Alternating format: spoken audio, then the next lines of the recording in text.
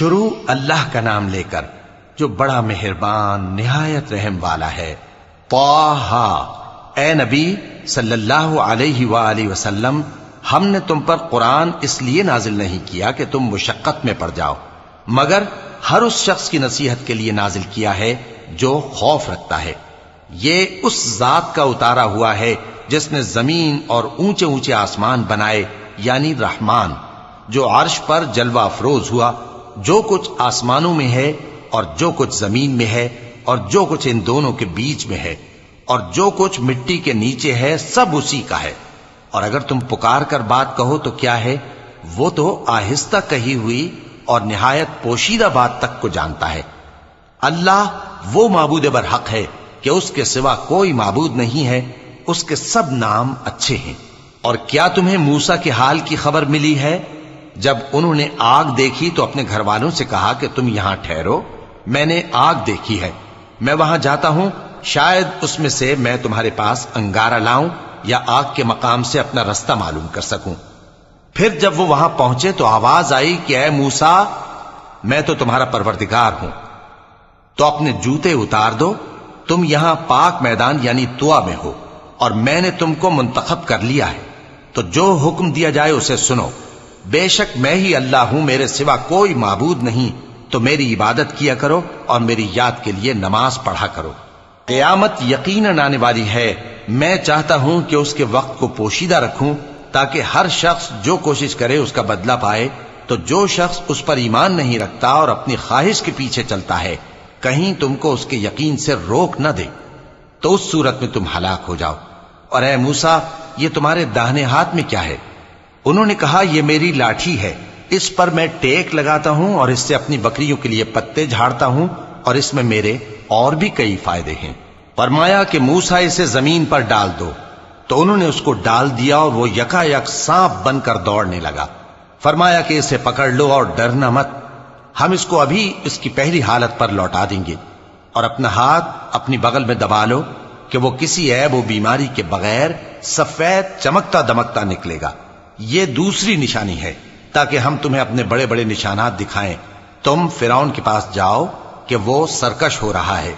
کہا، اے میرے پروردگار، اس کام کے لیے میرا سینہ کھول دے اور میرا کام آسان کر دے، اور میری زبان کی گرہ کھول دے تاکہ وہ میری بات سمجھ لیں، اور میرے گھر والوں میں سے ایک کو میرا وزیر یعنی مددگار مقرر فرما، یعنی میرے بھائی ہارون کو۔ اس سے میری کمر کو مضبوط کر اور اسے میرے کام میں شریک کر، تاکہ ہم تیری بہت سی تسبیح کریں اور تجھے کثرت سے یاد کریں۔ تو ہم کو ہر حال میں دیکھ رہا ہے۔ فرمایا، موسیٰ، تمہاری دعا قبول کی گئی، اور ہم نے تم پر ایک بار اور بھی احسان کیا تھا جب ہم نے تمہاری والدہ کو الہام کیا تھا جو تمہیں بتایا جاتا ہے۔ وہ یہ تھا کہ اسے یعنی موسیٰ کو صندوق میں رکھو، پھر اس صندوق کو دریا میں ڈال دو، تو دریا اس کو کنارے پر ڈال دے گا، اور میرا اور اس کا دشمن اسے اٹھا لے گا۔ اور موسیٰ، میں نے تم پر اپنی طرف سے محبت ڈال دی، اور اس لیے کہ تم میرے سامنے پرورش پاؤ۔ جب تمہاری بہن وہاں فرعون کے ہاں گئی اور کہنے لگی کہ میں تمہیں اس کا پتہ دوں جو اس کو پالے پوسے، تو اس طریق سے ہم نے تم کو تمہاری ماں کے پاس پہنچا دیا تاکہ ان کی آنکھیں ٹھنڈی ہوں اور وہ رنج نہ کریں۔ اور تم نے ایک شخص کو مار ڈالا تھا تو ہم نے تم کو غم سے نجات دی، اور ہم نے تمہاری کئی بار آزمائش کی، پھر تم کئی سال اہل مدین میں ٹھہرے رہے۔ پھر اے موسیٰ، تم ایک اندازے پر آ پہنچے، اور میں نے تم کو اپنے کام کے لیے بنایا ہے، تو تم اور تمہارا بھائی دونوں ہماری نشانیاں لے کر جاؤ، اور میری یاد میں سستی نہ کرنا۔ دونوں فرعون کے پاس جاؤ کہ وہ سرکش ہو رہا ہے، اور اس سے نرمی سے بات کرنا، شاید وہ غور کرے یا ڈر جائے۔ دونوں کہنے لگے کہ اے ہمارے پروردگار، ہمیں خوف ہے کہ وہ ہم پر زیادتی کرنے لگے یا زیادہ سرکش ہو جائے۔ اللہ نے فرمایا کہ ڈرو مت، میں تمہارے ساتھ ہوں کہ سنتا اور دیکھتا ہوں۔ اچھا، تو اس کے پاس جاؤ اور کہو کہ ہم آپ کے پروردگار کے بھیجے ہوئے ہیں، تو بنی اسرائیل کو ہمارے ساتھ جانے کی اجازت دیجیے اور انہیں عذاب نہ کیجیے۔ ہم آپ کے پاس آپ کے پروردگار کی طرف سے نشانی لے کر آئے ہیں، اور جو ہدایت کی بات مانے اس کو سلامتی ہو۔ ہماری طرف یہ وحی آئی ہے کہ جو جھٹلائے اور منہ پھیرے اس کے لیے عذاب تیار ہے۔ غرض موسیٰ اور ہارون فرعون کے پاس گئے، اس نے کہا کہ موسیٰ، تمہارا پروردگار کون ہے؟ کہا کہ ہمارا پروردگار وہ ہے جس نے ہر چیز کو اس کی شکل و صورت بخشی، پھر راہ دکھائی۔ کہا تو پہلی قوموں کا کیا حال ہوا؟ فرمایا کہ ان کا علم میرے پروردگار کو ہے جو کتاب میں لکھا ہوا ہے۔ میرا پروردگار نہ چوکتا ہے نہ بھولتا ہے۔ وہ وہی تو ہے جس نے تم لوگوں کے لیے زمین کو فرش بنایا اور اس میں تمہارے لیے رستے بنا دیے اور آسمان سے پانی برسایا، پھر اس سے مختلف نباتات پیدا کی کہ خود بھی کھاؤ اور اپنے مویشیوں کو بھی چراؤ۔ بے شک ان باتوں میں عقل والوں کے لیے بہت سی نشانیاں ہیں۔ اسی زمین سے ہم نے تم کو پیدا کیا اور اسی میں ہم تمہیں لوٹائیں گے اور اسی سے ہم تمہیں دوسری دفعہ نکالیں گے۔ اور ہم نے فرعون کو اپنی سب نشانیاں دکھائیں مگر وہ تکذیب اور انکار ہی کرتا رہا۔ کہنے لگا کہ موسیٰ، کیا تم ہمارے پاس اس لیے آئے ہو کہ اپنے جادو کے زور سے ہمیں ہمارے ملک سے نکال دو؟ تو ہم بھی تمہارے مقابل ایسا ہی جادو لائیں گے، تو ہمارے اور اپنے درمیان ایک وقت مقرر کر لو کہ نہ تو ہم اس کے خلاف کریں اور نہ تم، اور یہ مقابلہ ایک ہموار میدان میں ہوگا۔ موسیٰ نے کہا کہ آپ کے لیے یوم زینت کا وعدہ ہے اور یہ کہ لوگ اس روز دن چڑھے اکٹھے ہو جائیں۔ تو فرعون لوٹ گیا اور اپنے سامان جمع کر کے پھر آیا۔ موسیٰ نے ان جادوگروں سے کہا کہ یہ تمہاری بربادی ہوگی، اللہ پر جھوٹ نہ باندھو، وہ تمہیں عذاب سے فنا کر دے گا، اور جس نے جھوٹ باندھا وہ نامراد رہا۔ تو وہ باہم اپنے معاملے میں جھگڑنے اور چپکے سرگوشی کرنے لگے۔ کہنے لگے یہ دونوں جادوگر ہیں، چاہتے ہیں کہ اپنے جادو کے زور سے تم کو تمہارے ملک سے نکال دیں اور تمہارے بہترین مذہب کو نابود کر دیں۔ تو تم جادو کا سامان اکٹھا کر لو اور پھر قطار باندھ کر آؤ۔ آج جو غالب رہا وہی کامیاب ہوا۔ جادوگر بولے کہ موسیٰ، یا تو تم اپنی چیز ڈالو یا ہم اپنی چیزیں پہلے ڈالتے ہیں۔ موسیٰ نے کہا بلکہ تم ہی پہلے ڈالو۔ جب انہوں نے چیزیں ڈالیں تو یکا یک ان کی رسیاں اور لاٹھیاں موسیٰ کے خیال میں ایسی آنے لگیں کہ وہ میدان میں ادھر ادھر دوڑ رہی ہیں۔ اس وقت موسیٰ نے اپنے دل میں خوف محسوس کیا۔ ہم نے کہا خوف نہ کرو، بلا شبہ تم ہی غالب رہو گے، اور جو چیز یعنی لاٹھی تمہارے داہنے ہاتھ میں ہے اسے ڈال دو کہ جو کچھ انہوں نے بنایا ہے اس کو وہ نگل جائے گی۔ جو کچھ انہوں نے بنایا ہے یہ تو جادوگروں کے ہتھ کنڈے ہیں، اور جادوگر جہاں بھی جائے کامیاب نہیں ہوگا۔ اس پر جادوگر سجدے میں گر پڑے، کہنے لگے کہ ہم موسیٰ اور ہارون کے پروردگار پر ایمان لائے۔ فرعون بولا کہ پیشتر اس کے کہ میں تمہیں اجازت دوں تم اس پر ایمان لے آئے؟ بے شک یہ تمہارا بڑا یعنی استاد ہے جس نے تم کو جادو سکھایا ہے، سو میں تمہارے ہاتھ اور پاؤں مخالف سمت سے کٹوا دوں گا اور تم کو کھجوروں کے تنوں پر سولی چڑھوا دوں گا، اور تم کو معلوم ہوگا کہ ہم میں سے کس کا عذاب زیادہ سخت اور دیر تک رہنے والا ہے۔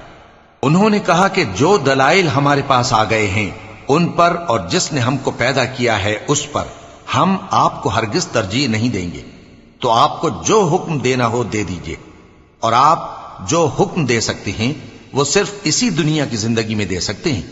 ہم تو اپنے پروردگار پر ایمان لے آئے تاکہ وہ ہمارے گناہوں کو معاف کرے، اور اسے بھی جو آپ نے ہم سے زبردستی جادو کرایا، اور اللہ سب سے اچھا ہے اور ہمیشہ باقی رہنے والا ہے۔ جو شخص اپنے پروردگار کے پاس گناہگار ہو کر آئے گا تو اس کے لیے جہنم ہے جس میں نہ وہ مرے گا نہ جیے گا، اور جو اس کے روبرو ایماندار ہو کر آئے گا اور عمل بھی نیک کیے ہوں گے تو ایسے لوگوں کے لیے اونچے اونچے درجے ہیں، یعنی ہمیشہ رہنے کے باغ جن کے نیچے نہریں بہ رہی ہیں، ہمیشہ ان میں رہیں گے، اور یہ اس شخص کا بدلہ ہے جو پاک ہوا۔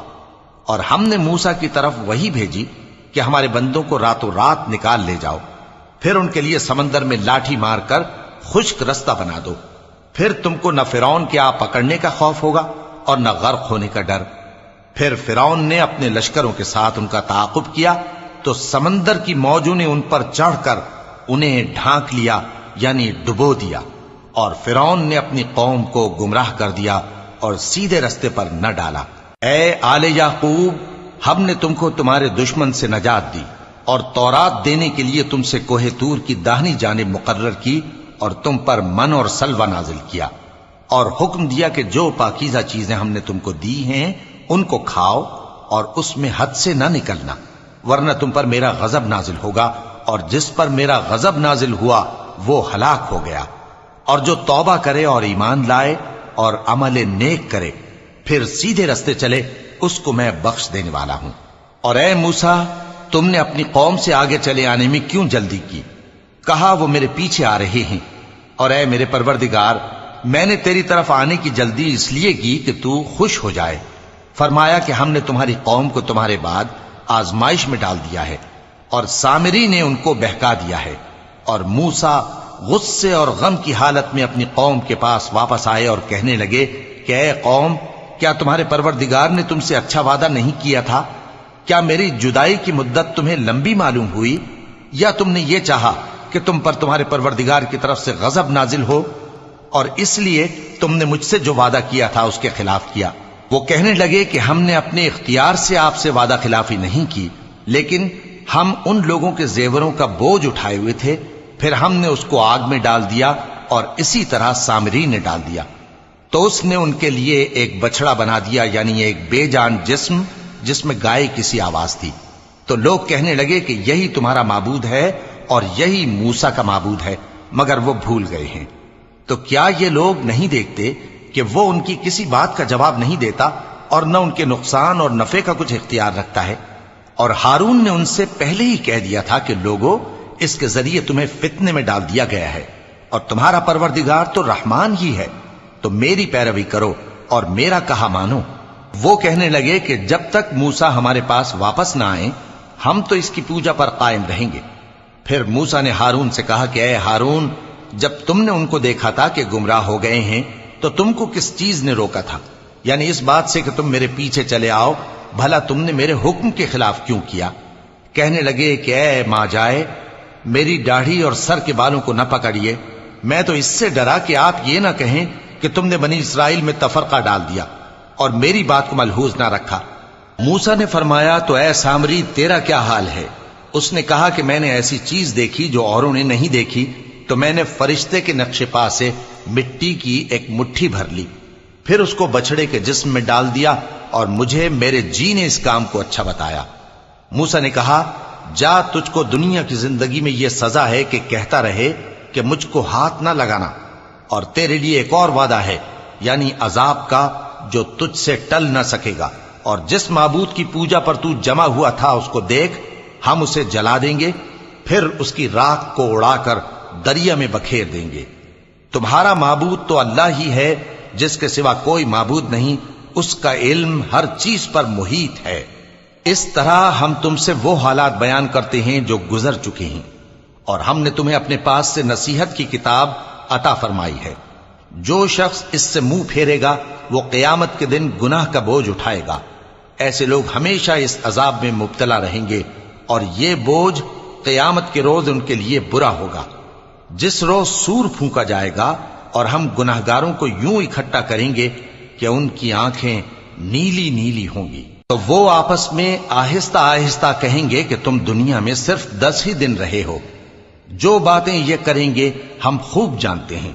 اس وقت ان میں سب سے اچھی راہ والا یعنی عاقل و ہوش مند کہے گا کہ نہیں، بلکہ صرف ایک ہی روز ٹھہرے ہو۔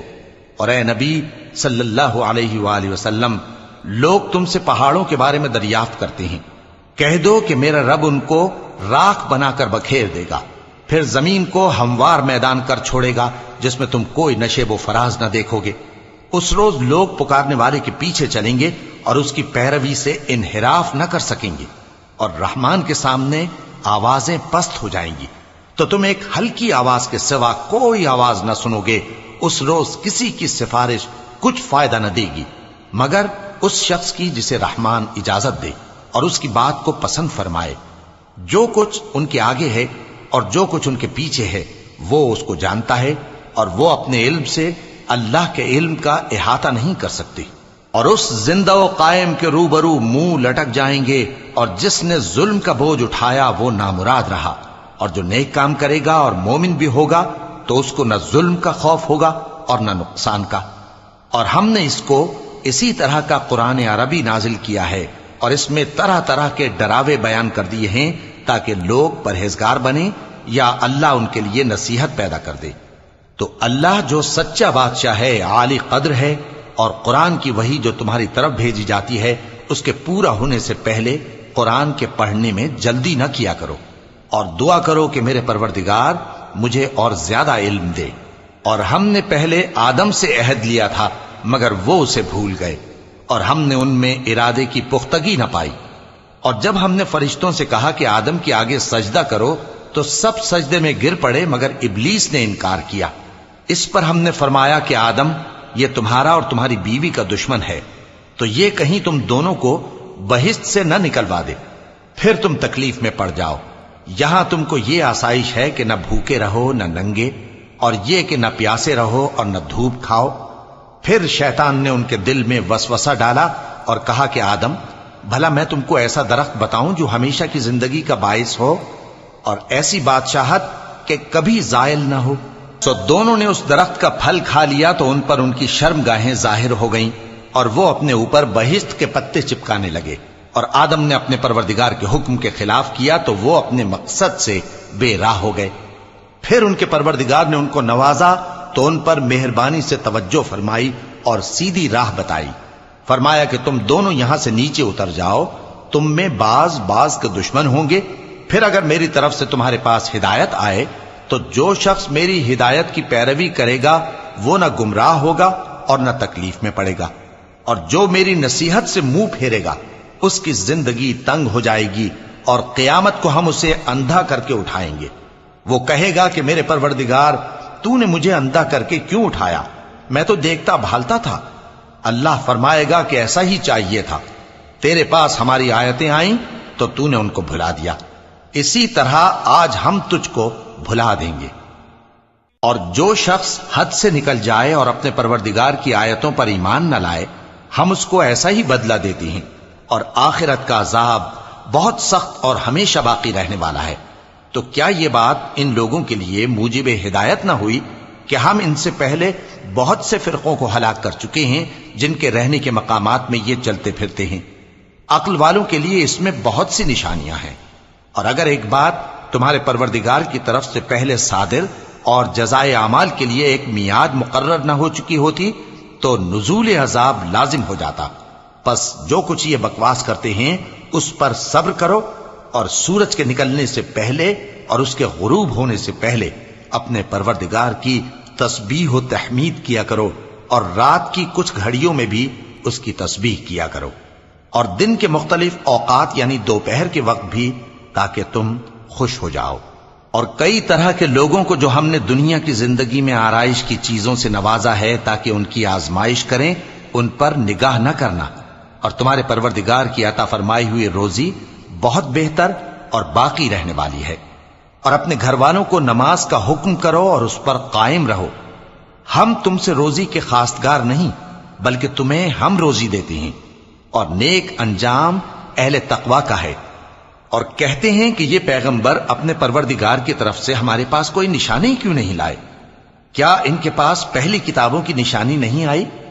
اور اگر ہم ان کو پیغمبر کے بھیجنے سے پیشتر کسی عذاب سے ہلاک کر دیتے تو یہ کہتے کہ اے ہمارے پروردگار، تو نے ہماری طرف کوئی پیغمبر کیوں نہ بھیجا کہ ہم ذلیل اور رسوا ہونے سے پہلے تیرے احکام کی پیروی کرتے۔ کہہ دو کہ سب نتائج اعمال کے منتظر ہیں، سو تم بھی منتظر رہو، ان قریب تم کو معلوم ہو جائے گا کہ دین کے سیدھے رستے پر چلنے والے کون ہیں اور جنت کی طرف راہ پانے والے کون ہیں، ہم یا تم۔